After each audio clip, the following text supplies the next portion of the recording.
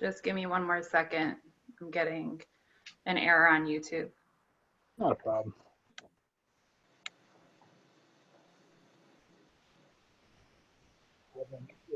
Went down on the first day of school for like most districts across the country. Just waiting for a confirmation code to come through. Sure. Hey, Sue, Yes? I'm going to give you the Wi-Fi password for Sono Academy because I think it might be better than the police department's. We may have to look at the upgrade of that equipment at some point.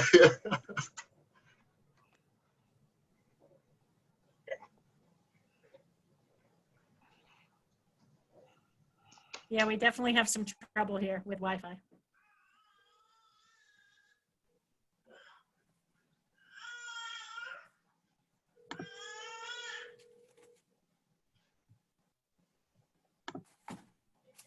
I just noticed Miss Shanahan joined the party. How you doing? I'm good. I've been here for a little while listening in to you guys. Hey, Larry, sorry about it. Sneaking up on us. Sneaking up. Very covert of you. Every once in a while I go a little quiet. Sorry. Did you say we're having issues or? Just getting a code. Give me one more second for YouTube. No problem. This is the only meeting, no matter what, that has awkward silence before we start. Always. Public Works is where the party's at, Nick. I'm just saying. Thank you, Larry. But I've heard. All right, we're All live. right, we're going live. We'll call the meeting to order at 7:04. We do have a quorum. I'm going to take a quick roll call here. We have George Serenides, Greg Burnett, Tom Keegan, Lisa Shanahan, and Dominique Johnson, and Manny Langella of the council. We're going to do the approval of June 25th, 2020. Would anybody like to move the minutes? So moved. All right. George Serenides moved the minutes. Any discussion, corrections, omissions? All in favor of the minutes? Manny, looks to be unanimous. Manny, are you a yay? Yay. Yay. Okay. Moved unanimously. Public participation. Do we have anybody online for public participation? No one. All righty, moving on. New business. So we have a couple action items from the police department. We will have to suspend the minutes to add an additional one. I'll read them as they are on the agenda, and then after we get through the first two, I'll call for a suspension of the minutes.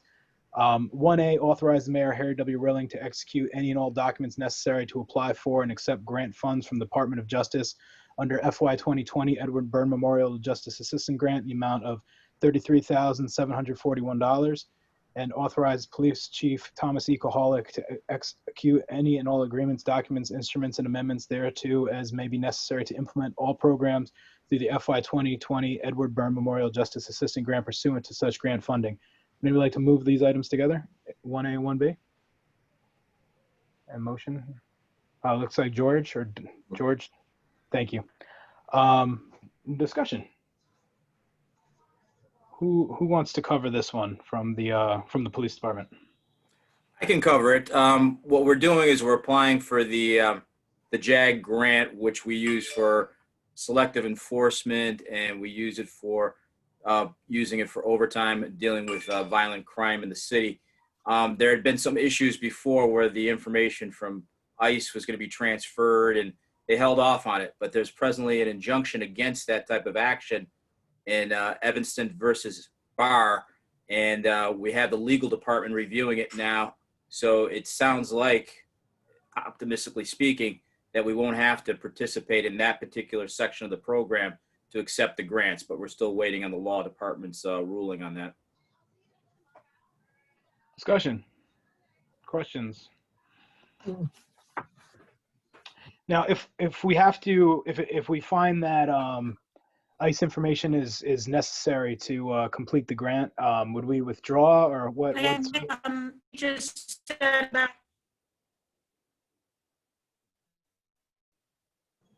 I think what the deputy we chief was would trying not to will say is apply we for can the grant withdraw it. and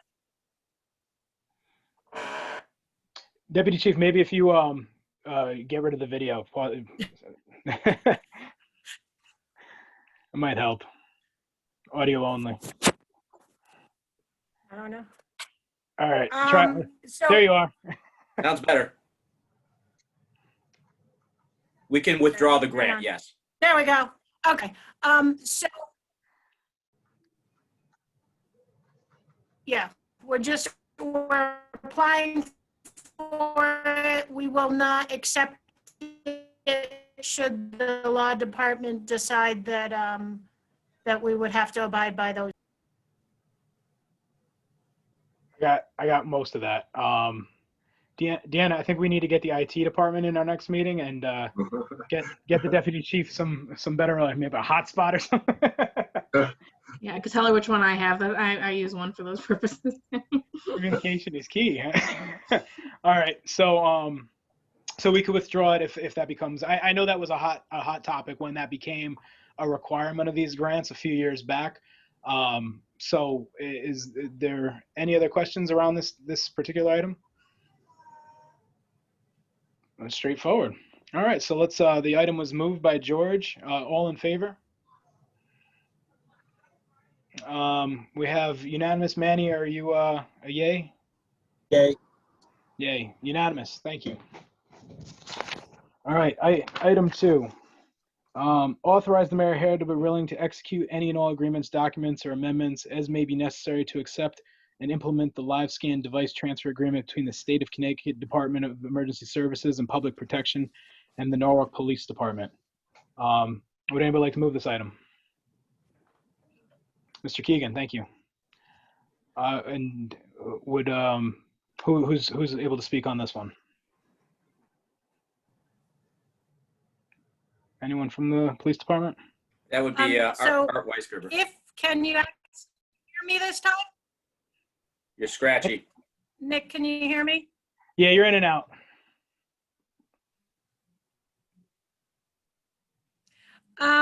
This is basic our fingerprint system. This controls it, and they have gone to a different vendor. They will be providing us a new machine, which will take a few months for it to be up and running. Lieutenant Weisgerber is also on the line. Oh, he's in the building as well, so he might have very good Wi-Fi either. You may be muted. We can't hear you, sir. He's not muted, but I don't know if your mic is connected. How about now? Better. Very low. A little quiet, Better. but better. All right, let me talk I'm louder. gonna then. try to call in. How's that? Perfect. Okay, so basically the state of Connecticut Commissioner of State Police runs the fingerprint system and the AFIS system in the state of Connecticut for all police departments. We had another vendor that they had used for the last 20-something years. They've ended the contract with them, and they've contracted with a new company called Ademia, who's used in about 9 other states and used by TSA. So they're transitioning all the police departments in the state of Connecticut over to new live scan machines, which are the machines in the booking area when you get fingerprinted and arrested, and they connect to the state and send the fingerprints up electronically by state statute.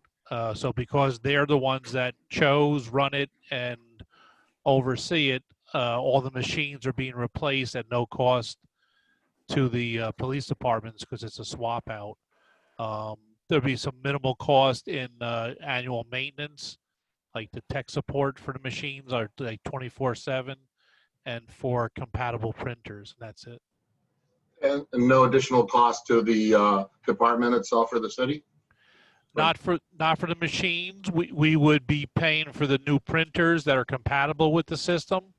And even under the old system, we used to lease the machines with a service agreement, included in those lease amounts. So that we would still have some expense to maintain them like we have for the last 20 something years. But this actually company's a little bit cheaper than the other one. Fantastic. This is the same system that we use for just the public services as well. So when you apply for a permit, or I think new teachers have to be fingerprinted, it's all the same system? A little bit. Like for teachers and like for DMV and stuff like that, at Yeah. this point, we're not connected electronically through the state to submit those. So that's why we print the fingerprint cards out. So we use in the other room for the public, we have a desktop system. That's a scanner that we use. We fingerprint you, then we print them out on the card.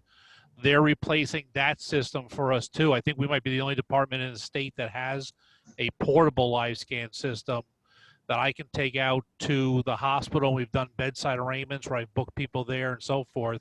So we're getting the big cabinet machine that's in the booking area in the back of the building. And then off the front lobby where we do the public, they're replacing our desktop portable system there also at no cost. That's great. There's two systems in the building. And how come, is there a reason why we want to keep it separate and we don't go with a system that integrates with the state, or? No, Is it it is. This is their. Oh, this one does now. No, they're telling us what to use because it's integrated with them. So the state police, the commissioner, they're in charge of all this. They've signed a contract for the state, and that's why we're getting the equipment from the state. I understand now. My apologies. That's Okay, that's all right. We really have no choice. Yeah, George.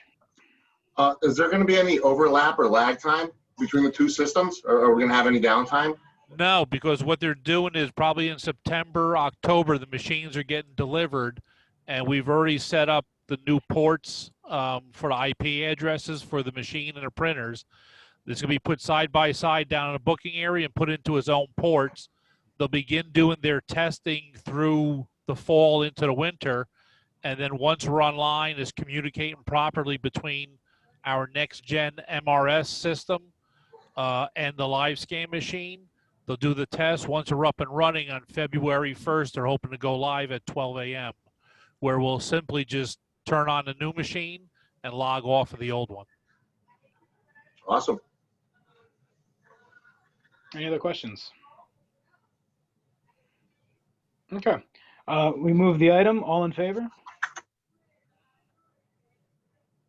All right. Manny? Yay. Unanimous. Now we do have another item. We'll need to suspend the minutes. Do we have a motion to suspend the minutes?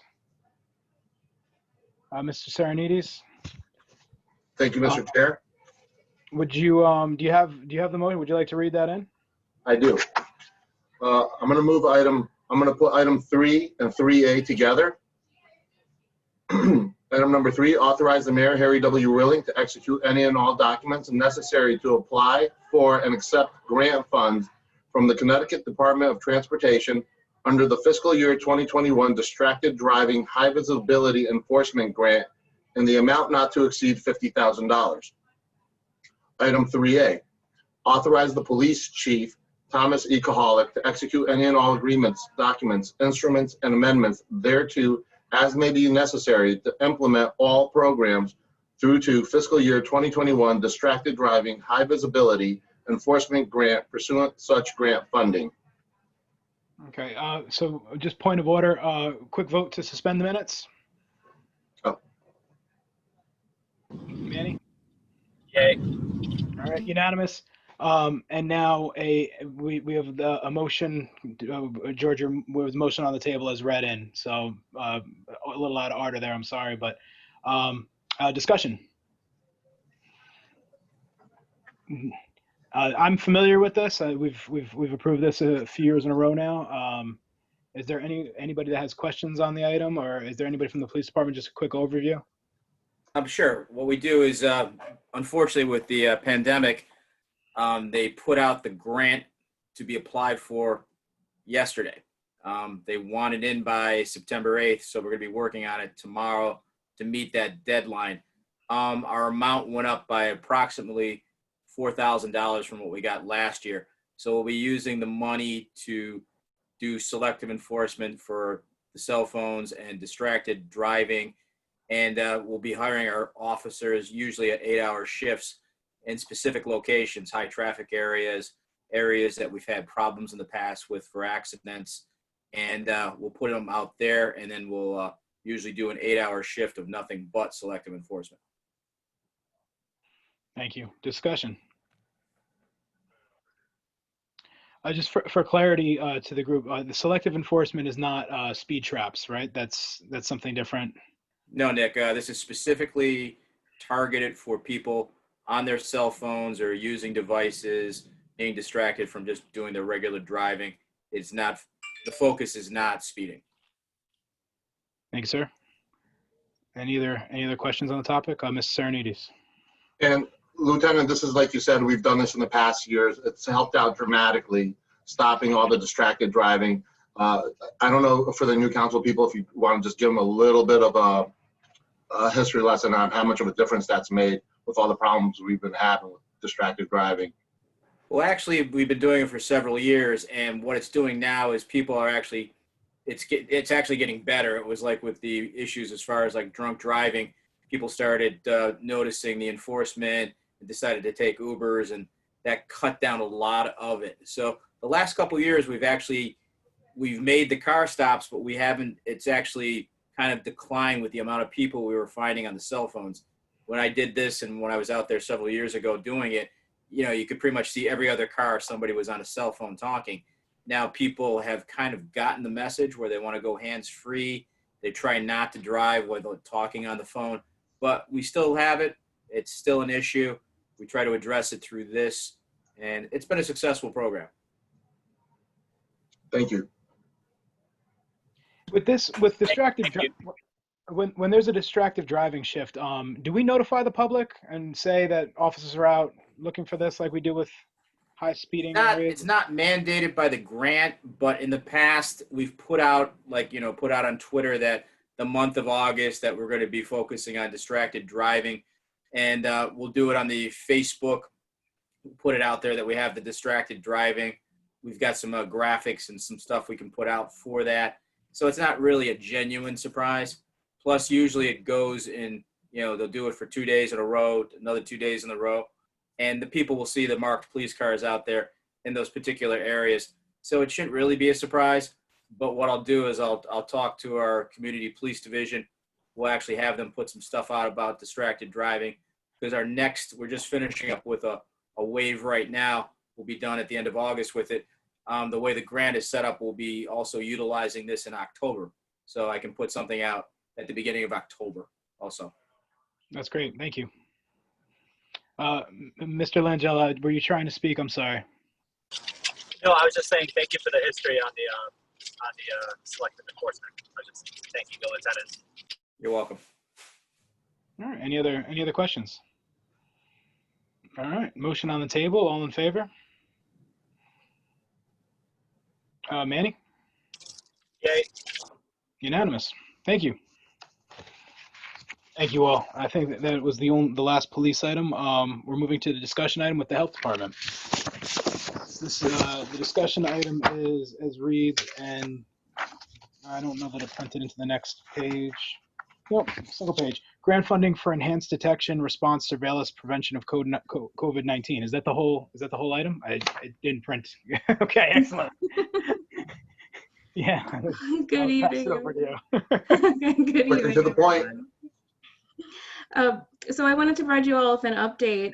The Connecticut Department of Public Health put in a funding application to the CDC related to epidemiology and laboratory capacity and enhancing detection, response, surveillance, and prevention of COVID-19. And they allocated $20 million of that funding towards local health departments and districts across the state. There are 65 of us. And so we just found out last week what our funding allocation would be. It's based on per capita and poverty levels, but they are providing $493,298 to the Norwalk Health Department, to our city, for these efforts. It's going to be over a 30-month time period. So it goes back from May 19th of this year all the way through November 17th of 2022. So it's like a little under $200,000 per year. And then there's about $98,000 for that last 6 months. So, you know, right away, a lot of the health departments are going to be allocating this funding towards getting epidemiologists on staff. I've been hearing, so we were fortunate to have the mayor and the city support a temporary epidemiologist position that's for 6 months, that's out for posting now. And so we're hoping we can use this funding to extend that to be able to keep somebody longer term. This has really demonstrated the importance of having an epidemiologist on staff. It's really a critical function of public health. So I'm really excited that we're receiving this funding, and we're going to be putting in our proposal to the state to support that effort, as well as contact tracing. So we've been relying on some volunteers. At the beginning, we were so fortunate to have the public school nurses to be able to support this, and our existing staff. And so we've had some other volunteers, and we've had to use our own health department staff. You know, they're fulfilling multiple functions throughout this pandemic. So we're really happy that we're going to be able to use some of this funding to be able to pay contact tracers to do that work. So I just wanted to give you all that update. I'm working on the application now, so I'll be providing more details as we have it moving forward. But just wanted to give you that exciting news. We're really, really happy about it. That is great. Thank you. Fantastic. Yeah. Deanna, Discussion. Deanna, just one quick question. Say by some miracle they come up with a cure, right? And this is all gone in about a year or so. What happens with the remaining funds of the grant? Does it? So it is for, so the stipulations for the grant right now is that we can carry over between the years. So we know that the funding ends November 2022, but we can carry over each year. But right now we're preparing for vaccination. We don't exactly know when it's going to come, but we think this work is going to be continuing. And, you know, even if we hope we find better treatment, but, you know, for right now, there's a whole host of activities that we can use to spend the money on. So contact tracing, as I mentioned, epidemiology and surveillance. We can use it for health promotion activities, using it to coordinate and engage with our partners. So it's a very broad funding mechanism, so we can adjust as we need between the years. That's fantastic. That's great. Any other questions? Ms. Johnson. Thank you. Deanna, thanks. This is great news. And it's making me it's reminding me of how we have been in talks about looking at the data of the breakdown of cases of COVID. So I assume that's going to be a part of the scope of the work. You're nodding, Absolutely. So I'll stop asking my question. I am so excited. I can't tell you how excited I am to be able to really dive deeper into this data and to be able to provide, you know, everyone with all that information. And, you know, I've been doing what I can. I've been doing the data analysis, and, you know, obviously we have the state health department epidemiologist as well, but to have someone local who can really focus and concentrate on this work is like really, really exciting. So yes, absolutely. So keep any ideas you have in mind of different analyses you're interested in seeing, and let me know, because we'll have somebody who will be able to do it for us. That's phenomenal. So we can see breakdowns by SES, race, ethnicity, location. That's fantastic. Great. Thank you so much. Mm-hmm. Any other questions? I think it's Westport. They're using, I think I read that they were using drones. Is that something that, to check temperatures? First of all, is that a thing? I feel kind of creepy asking this. And is that something that we've looked into? Is there a benefit there? Yeah, Nick, I haven't heard that. You know, I can follow up with my colleagues in Westport. Yeah. That'd be great. Yeah. They talked about it for a couple minutes, and that was stopped. They thought it was an invasion of privacy. It never, the term or phrase, it never got off the ground. Okay, fair enough. I'm kind of glad I asked.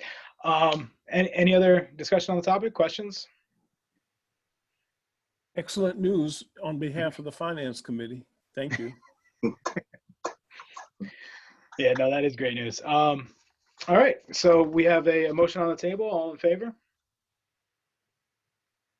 All right, Manny?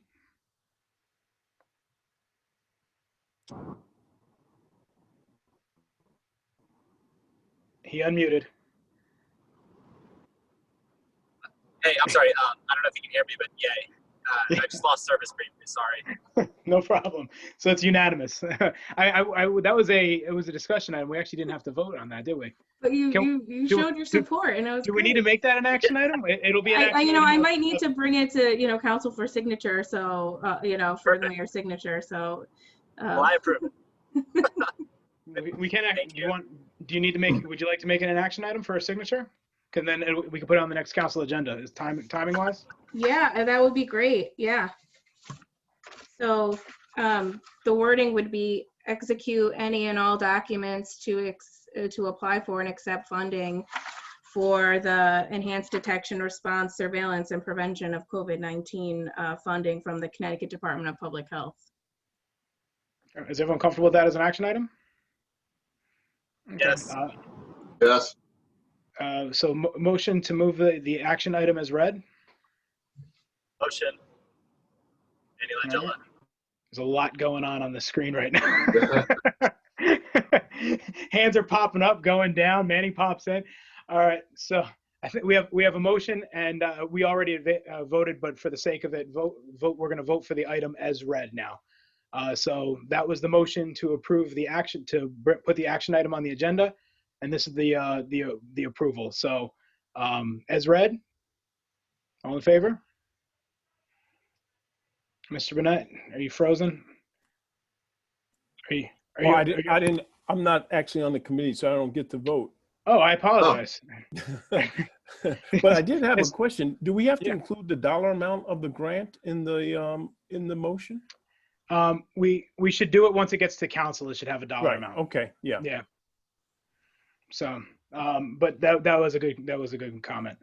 And man, so I think everybody on the committee, and Manny, you voted yay. Yay. All right. So it's unanimous. So Deanna, we can move that one to the council, but when it does get to council, we'll have to make sure it includes that nomination. Got it. Thank All right. you. All right. That's the close of the agenda. Before we do vote on the on closing the meeting, just a quick update for the committee. We did have a discussion with all of the with Chief Kahalwick, with Chief Gatto, and with Ms. Diamore regarding a new cadence. What we're going to be starting to do regarding updates to the committee regarding any type of public safety items that ultimately we should be aware of and be in front of. It's going to be kind of a two-way discussion. They could bring things to us. Ultimately, if there's anything that you would like them to be prepared to discuss, that can come through the chair. And we can make sure that there's a cadence of this going forward to kind of perpetuate transparency on all items. And then ultimately, we want to be able to identify and provide accolades to and really pass the information back to our constituents of the good work the emergency service departments are doing. So there's a lot of stuff that's been going on lately, and everyone's kind of in a silo, so we don't get to see the good work. But I think there's a great opportunity here to offer some transparency there. So that cadence is going to start in the September meeting. All right. With that, do I have a motion? All right, Ms. Shanahan. Ms. Shanahan's quick with that one. There she is. All right. All in favor? And Manny's agreeing. All right. Have a great evening, everyone. Thank you. Have a good one, everyone. Thank you. Thanks, everybody. Thank you. Good night. Good night. You will.